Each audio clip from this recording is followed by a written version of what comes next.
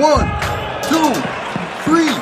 Tag Me In Podcast. Tag Me In Podcast, back again with another episode. You're joined by myself, Ola. And also Anton. I'm trying to get that energy. Alright, what are we talking about today? Today, it's quite an interesting topic. It's off the back of a conversation we had when we had that banging calamari. Don't know if you remember that. Are you going to shout out the place? Where was it again? Benny Italia. Oh yeah, 25% off as well, isn't it? Oh yeah, go see Aquaman before that. Oi. Don't leave after the credits. There's always a little scene, fire scene. Yeah, not even. That's how you see. So yeah, we had a conversation. Yeah. So we had quite an interesting conversation on quite a few things. Not everyday podcast, innit? Yeah, don't know. And it sort of centered around quite an interesting topic. It was around sort of finances and its effects on people's decision making. Now, I know we've had an episode on sort of finances, but this is sort of a different angle. This was more so on big life decisions. So I know we kind of spoke about how I was potentially looking at getting a house, somewhere to live, somewhere to kind of lay some roots, that sort of thing. And I sort of said to you, I was looking a bit further outside London. And I remember my sort of reason for that being that there's better value outside of London. Why? Just an average average sort of figure. If we're talking £200,000 in London, what's that going to get you? Nothing. 2 bedroom shoebox if you're lucky, kind of thing. Having looked a bit further out, so we're talking Milton Keynes, Coventry, Leicester, just anywhere outside of London. Not even that same 200, Anton. 160 would easily get me a 3-4 bedroom, detached, semi-detached, terraced house. And I'm just the type of person, I'm all about sort of value for money. Yes, there is the factor of commuting, but I'm just thinking, why be in a little shed of a room of a flat when I can have a massive 3-bedroom house? And then you mentioned quite an interesting point about how, based on that financial decision, me making that decision to move further out, I'm away from friends, I'm away from family. If there was to be a child in the situation, I can't just go down the road to get grandma to come and babysit. It's, can you do a 1 to 2 hour drive or commute down? And that's just not feasible for everyone. And in that sort of same vein, there was sort of mention of travel, but we'll get into that a bit later on. But I wanted to kind of get your thoughts and opinion on that. Do you think it's a bad thing off the bat? Because again, no one really wants to talk about it, but finances do dictate a lot of our lives to a great degree. Whether people want to kind of go. I was ready for this. No. Whether people want to agree with it or not. Yeah. Finances dictates a lot of people's lives. Yeah. Getting up, working 9 to 5. For people who don't necessarily enjoy their jobs, they do it to pay the rent. Meaning that job and finances is controlling your day-to-day living. Yeah. And people spend 70-80% of their time in the workplace. That's a lot of time to be away from home or to be away from doing what you want to do for finances. Yeah. So I'm going to take it back because I remember the conversation. The conversation started from somewhere else. Yeah. I think it was, you know what I'm going to say in it? Because there was a discussion about would you potentially move in with someone like a partner or something? Relationships, like that. Yeah. And you was like, not ideally. I don't want to stack up money and then do this. Build that. And I think I threw in the question of would you go travelling? Yeah. And you was like, I would, but ideally I want everything to fall in place first.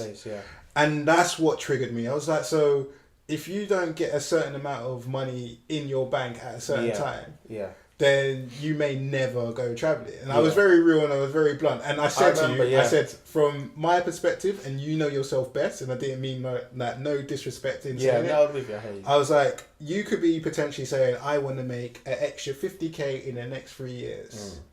And there's no guarantee that you're going to get there. There is a possibility, but you don't know what's going to happen. So are you saying that in 3 years' time, if you don't achieve that 50k, that means you're going to work for another 2 years trying to get that 50k, meaning then you might not even be able to go travelling because your whole circumstances changes. Completely shifted, And it was scary to hear that a lot of your decisions were going to be based on a financial figure. It's a decision on, do you move in with a partner? Babes, I can't move in just yet because I haven't achieved this amount of money. It's like, these are big decisions, and it happens with everyone. I can't go on that holiday. I really want to. I should really take that break, but I don't have that target. We set ourselves our own little targets, don't we? And there was a conversation. My boy's getting married. In fact, two of my boys are getting married. One guy's going Vegas. One guy's having a wedding out in Morocco. And you're like, this is peas, you know. Serious money.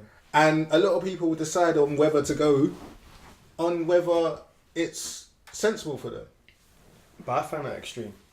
Because I know you might have used an example of a close relationship, someone in a close relationship. I just thought, but that's a close friend, the best friend, someone you might have known since day one, primary school, secondary school, wherever it was. And to kind of say, I may not potentially go based on finances, I think that's what kind of helps put it into perspective for me.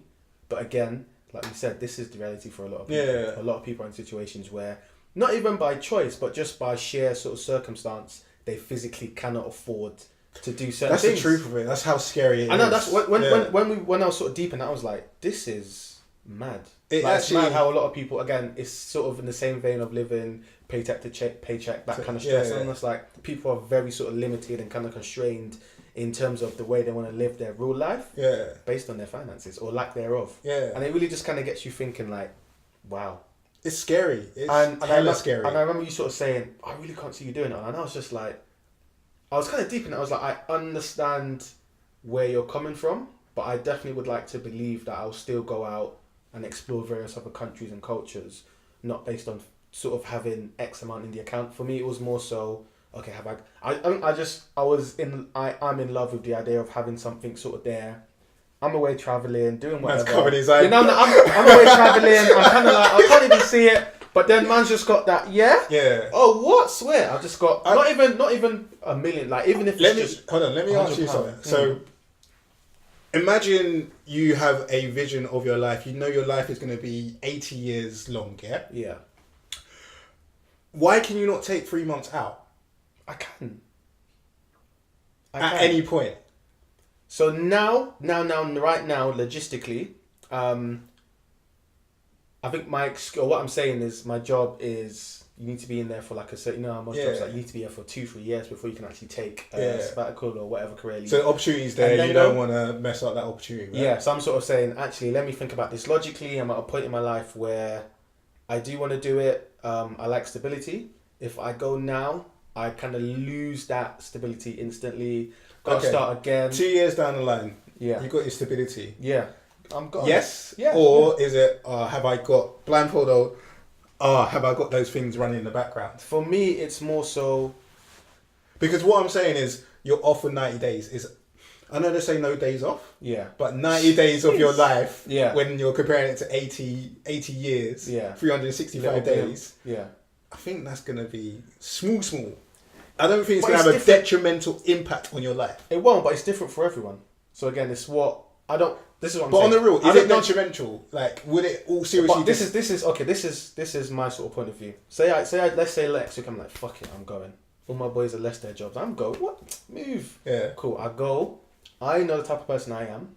In my head, throughout my 3, 4, 5, 6 months of travelling, when I should be enjoying, I'm just thinking... Brother, you got another 60 odd years. Boy, but that's not what I'm thinking. Yeah. I'm saying this is what I'm worried I will think. This is what I'm worried about the mindset when I get... So money is a worry for you? Yes. A huge one. I don't want to say like 100%, but it's the stability. So it's not just the money, it's the... If I go in a few months' time when I've kind of got that security of, when you go, you can come back, there'll be something here for you, I've got that, okay, that reinsurance, calm. A bit of savings, calm. As opposed to now, going, doing my thing, coming back. I think it's more so the mindset of having to start again. What's that? That's just life. But again, that's what I'm saying. It's different for everyone. Everyone's sort of mindset and relationship with money and everything is sort of different in terms of stability. Not even just money, stability, how they sort of view the world is different. Yeah. Like, I know having this discussion with you, your viewpoint is vastly different because for how many years have you been saying this is happening at this age? This has been a bigger thing for you. So understandably, you're going to have a much differentiated viewpoint on it, and that's completely understandable. Whereas for me, I'm sort of openly sort of say it hasn't been a thing I've been thinking about.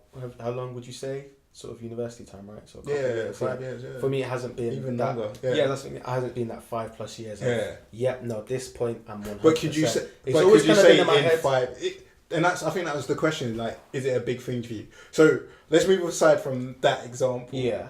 The aspect of, and I think about this, like, first time buyer, could I buy in London? I'm like, ooh, I don't think I could afford it in London. Like, I think it'd be crazy to think, all right, I'm going to buy a house for 600k.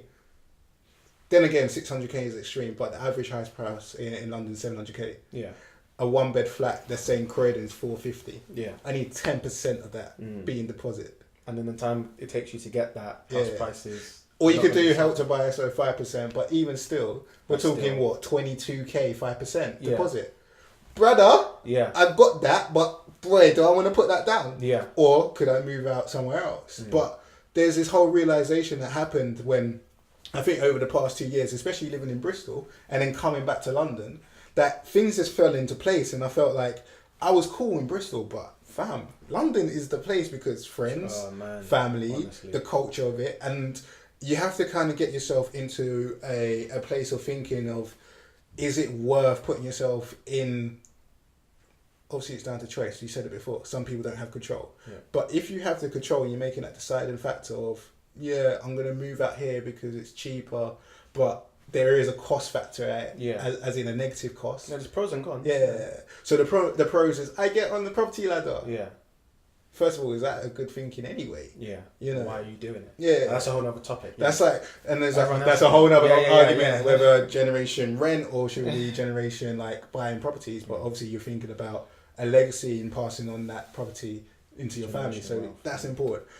But I find it scary that a lot of people are deciding small details or small decisions based on finances, and it just shows the power of money. Yeah. So powerful. Also, more so the relationship, people's relationship with money. It's a currency. But still, you were still confident enough to make that leap. Yeah. There are people who are probably in a very sort of situation to you in terms of finances and everything else who haven't necessarily made that jump. Yeah. One day. Yeah. So again, that mindset, relationship to money. You can do it, but do you know what I mean? Yeah. Completely sort of different. And I agree with you in terms of coming back to London, preaching to the choir. You know, came back not long after you, and it's just, oh man, ooh, do I really want to leave this? Like you said, London is. Sometimes you have to leave. Yeah, that's the thing. You do have to make back. Those tough decisions to kind of decide what will be best long term. Yeah. And again, it's obviously always going to be different for everyone. I think it's just, for me, I think that was where there was a shift in mindset in terms of, I'm like, actually, this could be a big growth area for me, or not even growth, or more of like you know, when you kind of see yourself from like a different angle and see things from someone else's perspective. I think it was more so that for me. It was a bit of a revelation of what that conversation we had. Yeah, the financial aspect of actually taking this a step back. Is this something that is affecting other areas of my life? Am I putting money too much on the pedestal? Yes, it is important. Yes, people go to work, are grafting for, 100% understand. But am I delaying things that I want to do for this? Like the prospect, even the kind of, going back to Rich Dad Poor Dad, the prospect of people working 40 years to get for money. Yeah. And there's also that saying of, but you're wasting the best years of your life.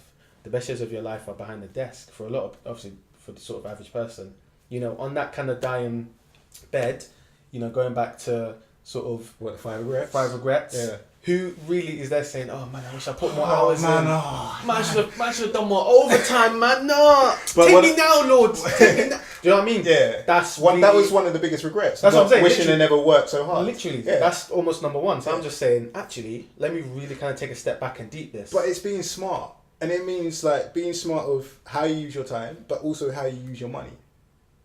For me, the concern is even, because I was taking it even further back, I'm like, it's time. Because, like we've discussed, money comes, money goes. So why am I going... Think about it. Why are you going above? Man's thinking about the end. He's like, if I die tomorrow, I'm living out in Birmingham somewhere, and my family's all the way in London. That principle, like, money comes, money goes. Salaries increase, they decrease. Profits go up, they go down. We make wins, we make losses. That time ain't coming back. You're not going to be 21 again. You're not going to be 24 again. If you're planning on starting a family, when you do have that, is it fair for you to just uproot your family for your personal travel interest or other interest? There's obviously moments where it's important for the benefit of your family. Yeah. But I'm using that example of traveling, that kind of, I want to go traveling and then kind of deciding. I feel like you have to do it when you're young. Trying to do it with kids might be slightly different. I mean, I know some people do this thing called slow traveling or whatever, but I think, like you said, it's best to at least do it yourself for a bit. Yeah. For me, it was just really great in terms of growth, you know? I didn't feel like I was growing, but boy, I've come back and I'm like, shit, there's been a lot of mental changes and there's been a lot of changes in perspective in the way that I see London's hella overcrowded and I complain about it all the time. And I didn't realise that until I came back. I was like, damn, how many high-rises, flats you don't even are need to there? explain, fam. Just tell someone go Central Line 5 Go Central Line. They will learn. Yeah. Hell. I was going to go on to something else because everyone talking about the Crossrail, which is the new railway that's going to be connecting the farthest parts of London into London. And apparently you can get from East London to Heathrow in 40 minutes. And everyone's like, yeah, that's sick. Right. But do you know what that means? You're adding additional train lines. Yeah. Meaning there's going to be more people in the centre. Meaning it's going to feel more busy. Yeah, another level of madness. Yeah. Another layer. But then there's the argument of London's home. Is it worth staying? Yeah. Could you move your family elsewhere? Would you? I potentially would. Yeah. 100%. Even on that, sort of obviously just having this discussion about money and how it sort of impacts people sort of day to day. Are you sort of saying that you've never felt at any point in your life that money was dictating your situation? I say money dictates probably 75% of my decision making on a daily basis. That's crazy. Because No, I'm saying this is what we're talking. This is the reality. So I used to be. I am, and I'm going to say used to be, but I know I have a financial figure in my head in how much an hour of my time's worth, and I'll make a decision. I make a decision whether it's worth spending my time with someone or worth doing something based on that figure. Hold on. So if it came to something like outsourcing something, right? So if someone was like, I don't know, something small. So if I wanted to do research on taxes, and I know it's going to take me 20 hours, I'm going to pay someone else. I'm going to ask someone. I'm going to see an accountant and be like, look, I can research this myself, but it means better value to me to just ask you.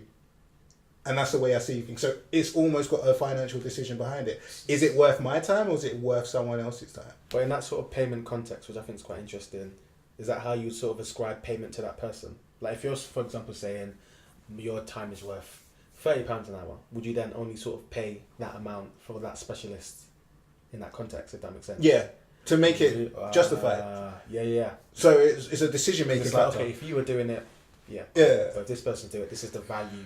Because it's like another thing, like now, people say, does money bring you happiness and everything like that? But the biggest thing it does is bring time.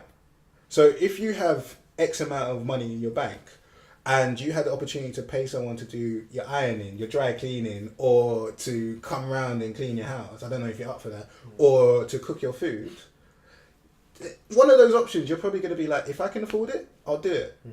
And money has that factor to free time as well. Yeah. So it's annoying that it impacts a lot of decisions. And I think the point I was making the other day, there's two thoughts going through my head, but I'm going to start off with the first one. I'm going to send my head from the cheeks. Yeah. So it's not even the head, it's sent from the cheeks. The first one is, as guys, society sometimes places whole... this places things on us that makes us feel like we should be the alpha male, we should provide for our family and everything like that. But then you combine the information of divorce rates and you look at the number of reasons that people actually divorce is because financial problems.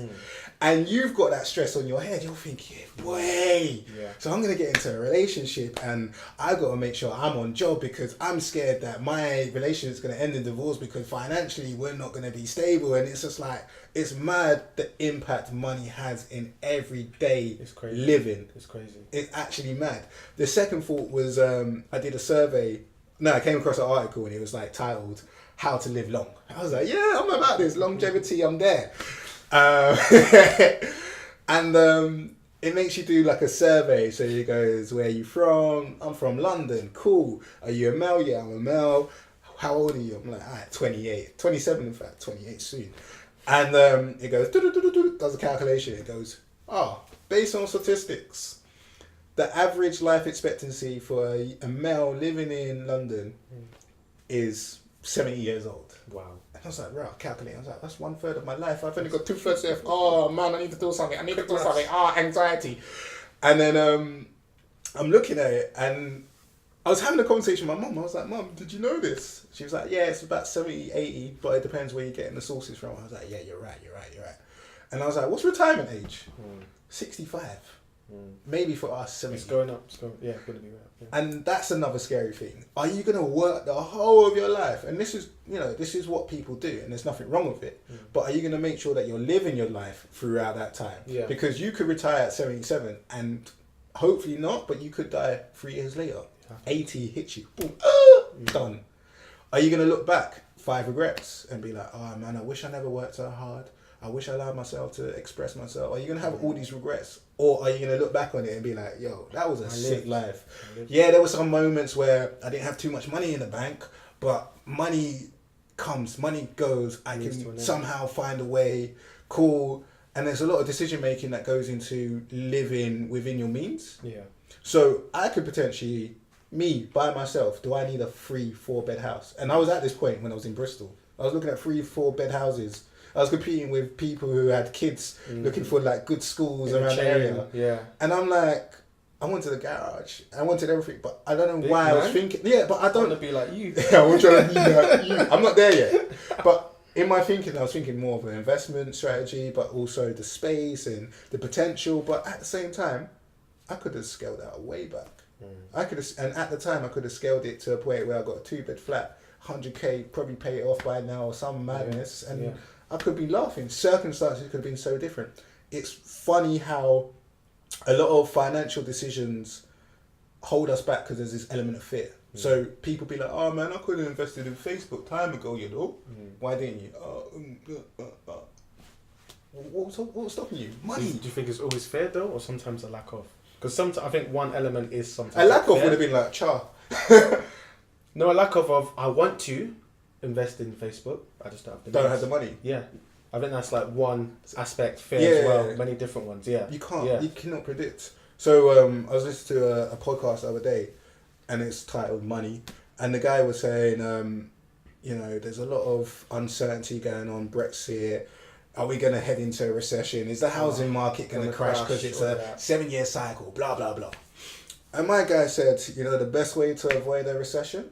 Cash. I was like, what do you mean cash? He's like, cash.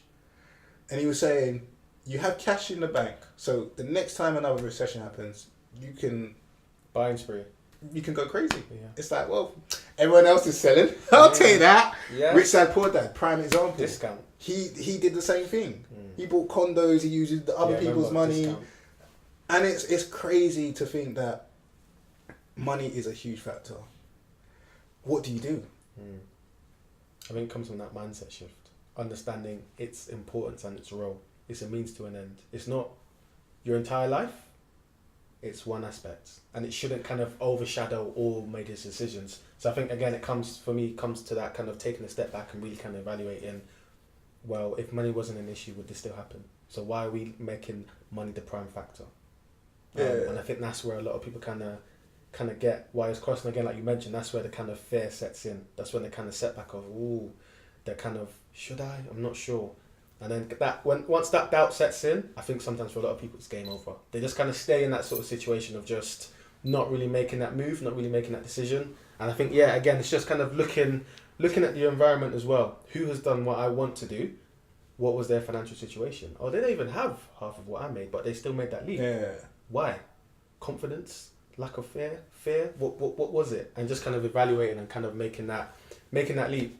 It is obviously, again, always going to be subjective. Everyone's sort of situation is different. It's something that we've always sort of stressed, but I think it's important to look at many different perspectives. So for me, using myself as an example, kind of going forward, it will be really evaluating, why is this attachment the way it is? Why do I kind of hold money on this pedestal?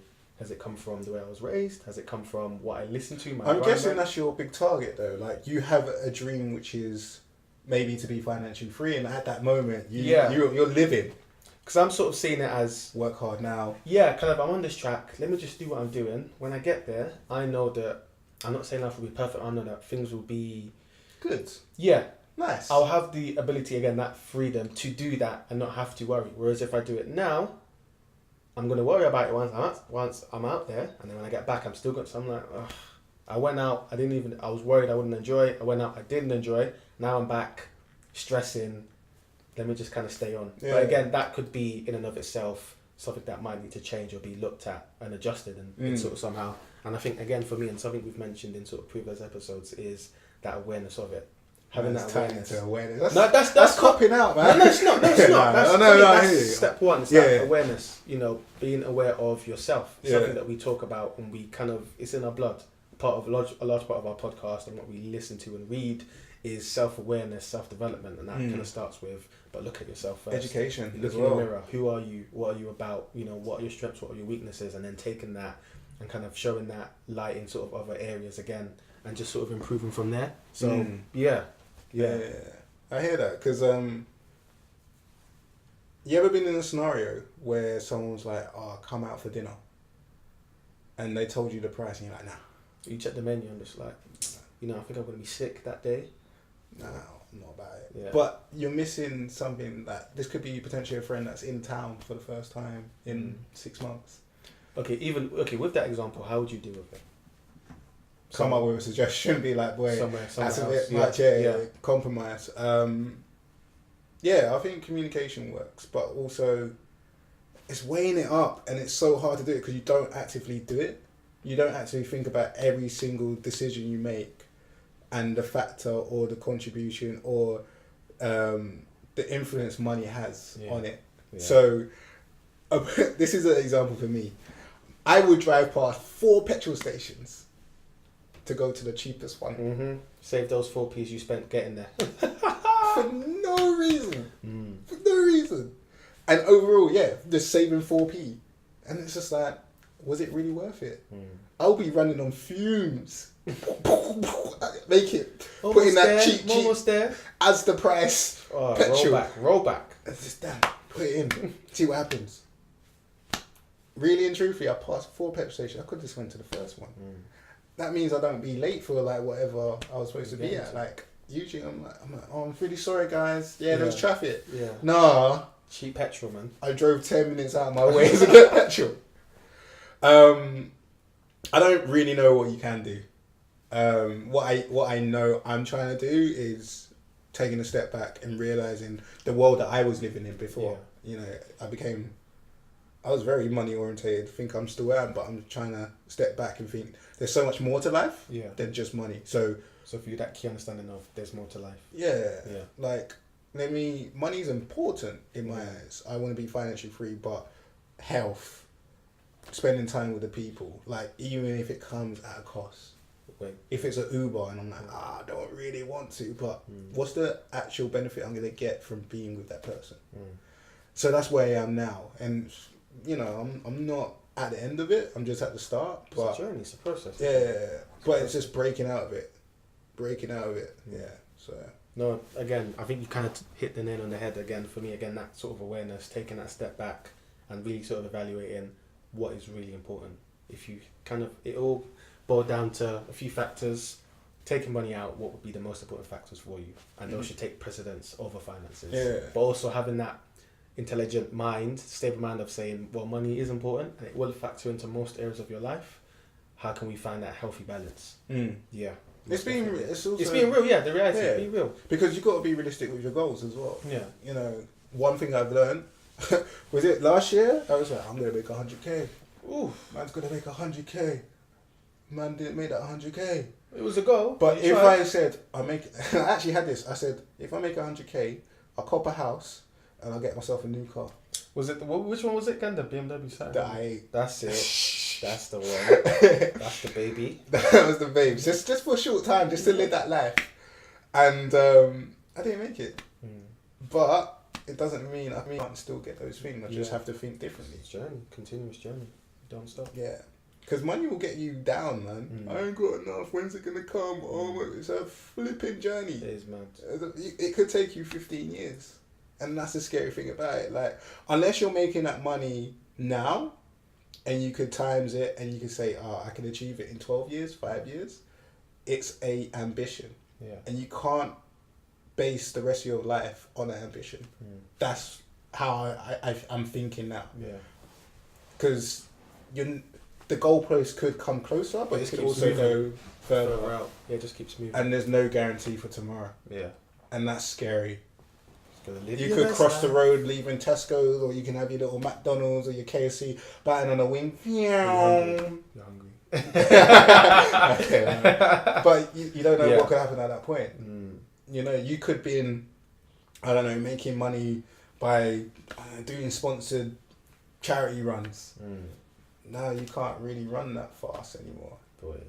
Or your thing was every now and again you do surfing and you used to win competitions. Like, just enjoy your life now. Just live it. Live that best life, boy. I like that. I like that. Yeah. No, we'll end on that. I definitely sort of like that. I think what we definitely love to hear from people, firstly, is just kind of comments under our podcast. Let us know your thoughts. And also just leaving reviews. That would be greatly appreciated as well. And as always, you guys know where you can find us. SoundCloud, iTunes, Facebook, Instagram, Twitter, info@tagmeinpodcast.co.uk. And just get at us. Thanks for listening as always, guys.